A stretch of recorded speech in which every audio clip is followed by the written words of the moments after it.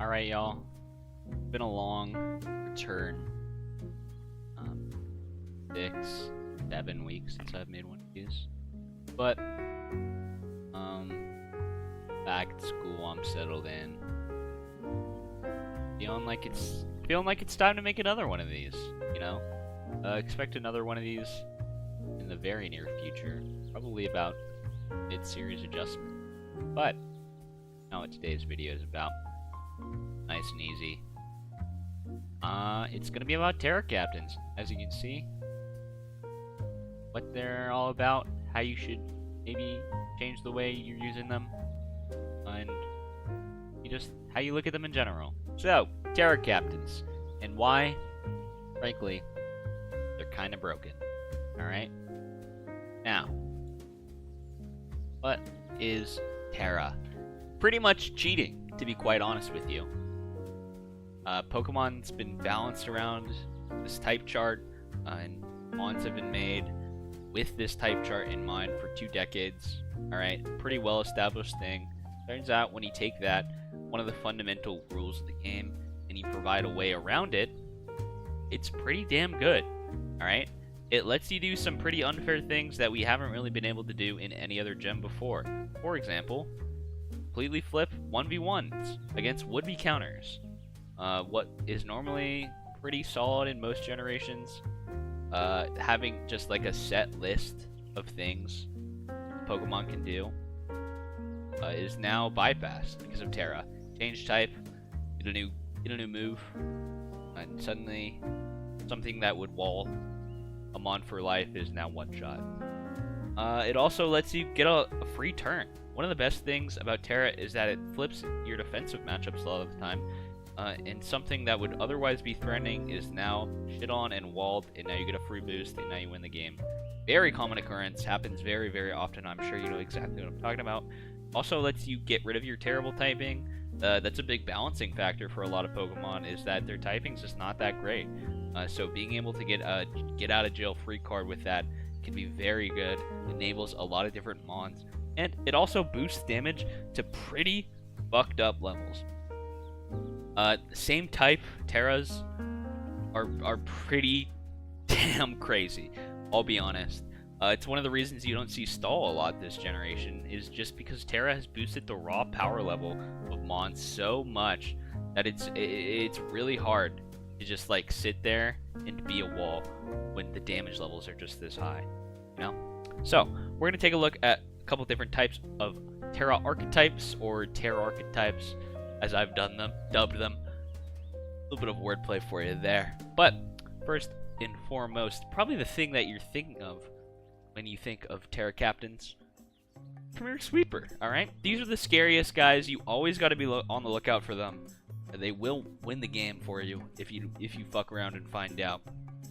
All right, and here's why. It, again, like we mentioned before, enables them to get that free turn, which a lot of the times can just win the game on the spot. It also lets them get new coverage. These mons have pretty defined sets of moves. A lot of the time, Game Freak intentionally doesn't give a mon certain coverage, and that's part of the balancing factor of these different Pokemon. They don't get certain coverage, and that's a pretty limiting part of their kit. But Tera completely breaks that. It just flips it on his head, and suddenly this mon gets the perfect coverage move, the best thing it could possibly ask for, and just lets it beat their counters 1v1. So, obviously great. Moving on, there's also a more passive approach to Tera. These mons are already good, but they're so good, in fact, that there's usually only one real threat to them on a team. Obviously, Tera is fantastic at flipping one specific matchup. So, if the list of things that can beat them is short, Tera makes it even shorter. And it just makes these things like Wo-Chien being able to sit there. Things like Chansey. They just sit there forever, and they're so impossible to kill, especially when they have that card in the back pocket. It's one of the things that makes Tera so good, is that, I mean, it's just an ultimate trump card. It's just, you press this button, you're gonna win this interaction most of the time. And if you're not, you are the one in control of this interaction, at the very least, which frankly automatically puts you at an advantage. You're the one who knows whether or not you're going to Tera, and you can play with that in mind. So, obviously, these aren't the greatest Tera abusers. Frankly, a lot of these are already pretty good Pokemon outside of Tera, but it's just that little added benefit that really pushes them over the edge. Obviously, we are already talking about Tera is pretty unfair. Just a frankly very good mechanic in general. So, I mean, when you put that in the hands of an already good defensive Pokemon, just kind of cranks them up to 11. So, now we have a pretty unique kind of Tera Captain. This is where we're getting into the territory of the Squires, right? The first two tend to be in the Night tier. Going to be the higher tier Tera Captains. But these are going to be Squires, mons that traditionally have not been very good, gatekept by their pretty terrible typing. This was, I think one of the first ones we saw in this league was that Colossal used by Jamark in Season 2. Pretty terrible typing. Rock Fire, 2 4x weaknesses, to frankly, terrible typing. Maybe one of the worst in the games. But it has a lot of inherently good traits that are being gatekept by that terrible typing. So, when it's able to shed that typing, it actually becomes a pretty good mon. So, it's not really like an ultimate trump card you save in the back pocket, like the first two.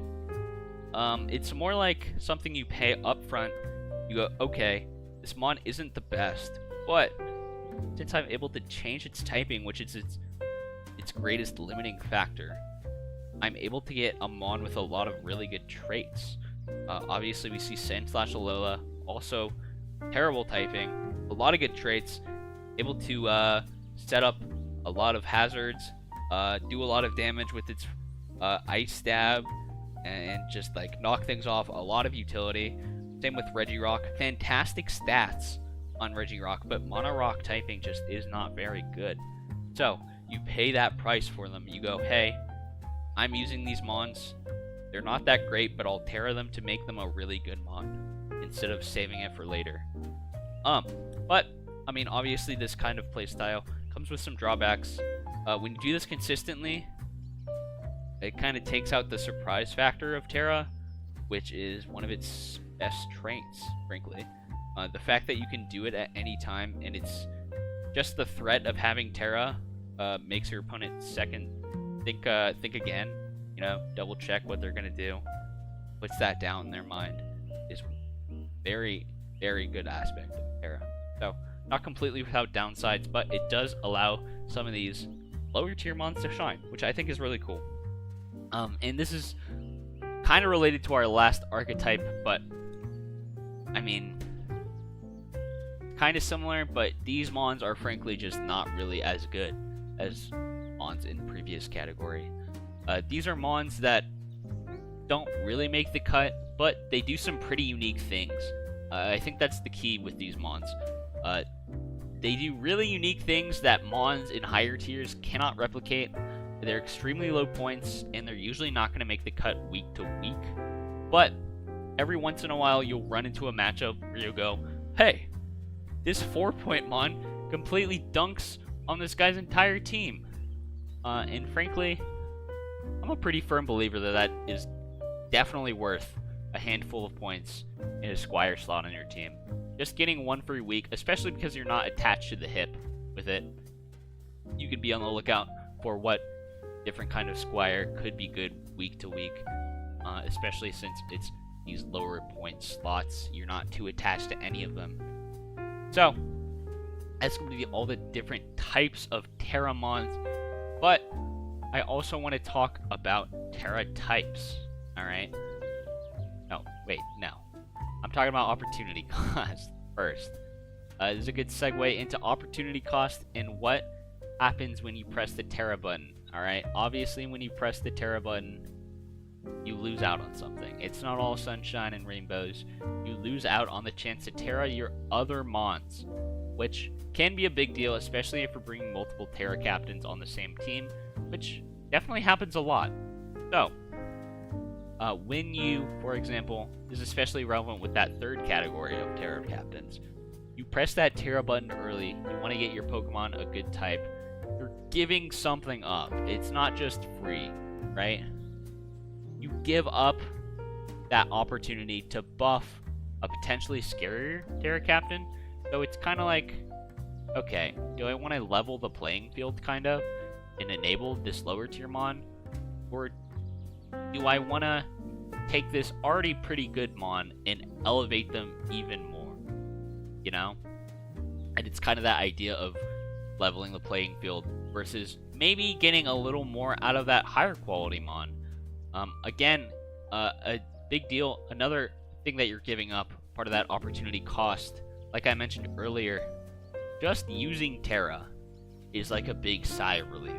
Like, if your opponent presses Tera, that's one of their biggest, probably the biggest trump card just gone. And now you play the game completely open information. You know nothing's going to be changing type for the rest of the game, and that is a gigantic deal. So pressing that early kind of automatically puts you at somewhat of a disadvantage, but if you're able to generate enough of an advantage off of pressing that early, it can be worth it a lot of the time. So just something to think about when you're out there, when you're making the decisions on whether or not you should Tera and what you should Tera. So, got a little ahead of myself earlier, but that does bring us into what Tera types should I bring, alright? And in general, this should fall into one of three categories. Either going to be a damage boost for your most important moves. This is going to be the same type Tera a lot of the time. It's going to be boosting your most important stabs and just making your carries a lot more threatening. This is mostly for that first category, those sweepers. Sometimes you just want to boost a very strong neutral move, and that's going to be enough to carry you to victory. And that is definitely a valid Tera type. The second type is going to be a coverage move that your mon really lacks. Again, this is mostly for those sweepers. But, like I said earlier, a lot of the biggest constraints for some Pokemon are going to be that move pool. It's not really able to hit specific things, and that's pretty intentional a lot of the time. These mons are balanced around being walled by certain types, but Tera completely flips that. So, also a completely valid Tera type to try and cover offensive weaknesses. And lastly, a defensive type that covers weaknesses. This is going to be for offensive mons or relatively neutral typing. This is for defensive, generally for defensive mons. Defensive mons can also use that first part that covers their weaknesses and flips matchups. Both are going to be available to them, but relatively neutral typing is usually going to be reserved for that second category that we talked about earlier, the Great Walls. Alright, and now we're going to get into some specific examples of Tera types that don't really fall into these categories, and why. And just know, if your Pokemon is in this category, it means no harm, alright? I'm just using it as an example of what I think are solid rules that Tera captains should follow. And to show that as a measure of good faith, I'm going to talk about what was my Decidueye types for 5 or 6 weeks of this season so far. Tera Water.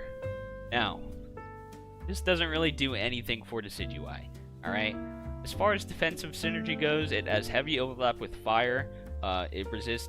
You're pressing Tera Water in front of, like, strong Fire types or Ice types, but again, Fire does that.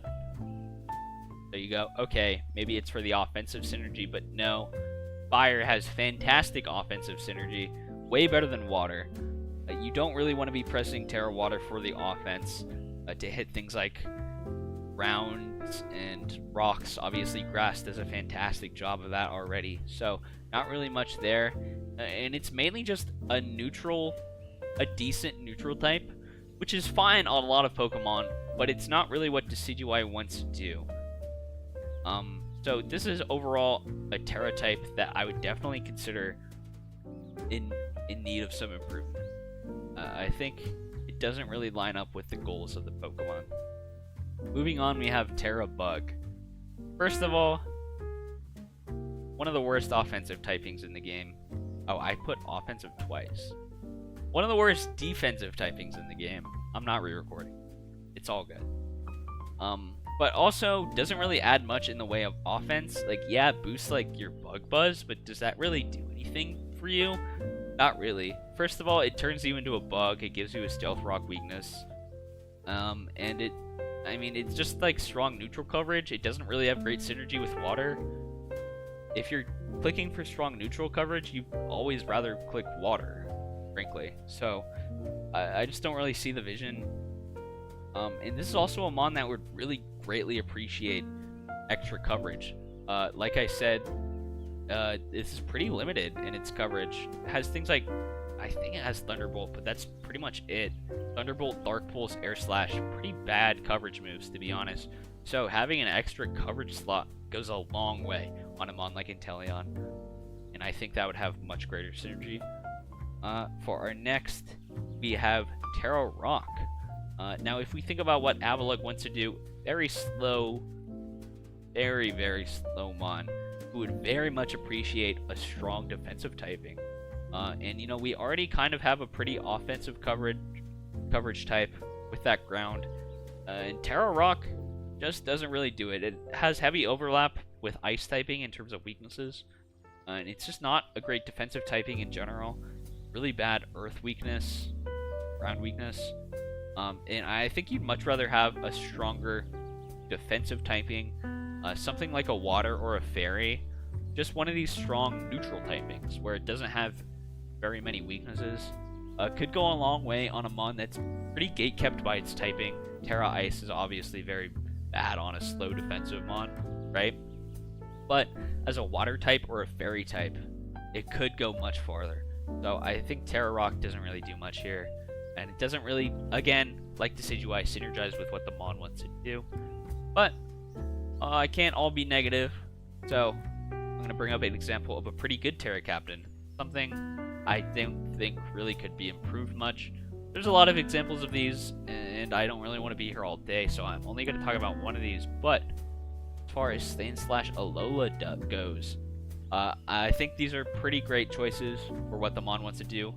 Strong synergy with that ghost type. This is a stealth rock setting mon. You're depending on this guy to win the Hazard War a non-zero amount of the time. So having that Tera Ghost in the back pocket to spin block could go a long way, especially on a primary stealth rocker. And water, again, is just fantastic neutral typing, which is kind of what you want on a high utility mon. You want it to stick around. You want to be able to take hits and use its relatively good stats and relatively good movement. And also, it doesn't have a lot of overlapping weaknesses with that Steel Ice typing. No weakness to fire, no weakness to fighting, no weakness to ground, things like that. It's just going to be a strong defensive flip in pretty much every matchup. And just small thing to note, the same type, Tera, Ice, is going to be much better than Steel. Very great offensive typing, so you're not going to be clicking a lot, but when you do, you'd much rather it be Ice than Steel. So pretty great Tera types. Don't have much to say here other than, yeah, these are good, especially for what Sandslash wants to do. And now, something else I wanted to talk about. Should you always bring a Tera Captain? It might be kind of obvious what I think from what I've said a lot in this video, but honestly, probably. Yeah, I think so. Obviously, the answer is a bit more nuanced than that, right? But, I mean, you better have a damn good reason, is all I'm going to say. I think a lot of the time, you should be able to find a Tera Captain that's worth the slot. And if you can't, you gotta really be able to justify all 6 of your slots. It's just such a big deal to not have Tera. It's an inherently unfair, broken mechanic, right? You just leave so much by not having the opportunity to press that Tera button, in my opinion. It's not a hard and fast rule. Obviously, there are some weeks your Tera Captains don't cut it. But, like, man, I do firmly believe that pretty much every week you should have at least one of these guys riding onto your team. It's just so good, and just denying yourself the opportunity to have that mechanic just seems wrong, in my opinion. So, closing this video out, what are some key takeaways? Like I just said, you should probably be bringing at least one Tera Captain if you consistently find yourself in a position where you don't think any of your Tera Captains are that good. Something on your roster should probably change, in my opinion. Maybe your Tera Captains overlap too much. Like maybe you have too much of Type 1 Tera Captains. You should be trying to get a Type 3 Tera Captain. It's something that's generally going to be good a lot of weeks. I think you should review your Tera types. Clean them up, and if you don't want to change any of them, be able to justify why you have your Tera types and have a reason why you would want that over something, over some of the other types that would also have synergy. And lastly, when you're in that game, think about how you want to be using your Tera types, what your goal should be for that Terramon, and when you want to execute that Tera. Yeah, so, I mean, not too much to go over for this video. I just wanted to talk about it because there's been a lot of talk about Squires, Tera typings generally lately, so thought it would be a good time to drop this. And yeah, that's about all from me. It's gonna be the end of our slideshow. If you made it this far, thanks for watching. Good luck in your matches next week. Like, subscribe, yada yada. See you in a few days probably for the adjustments video.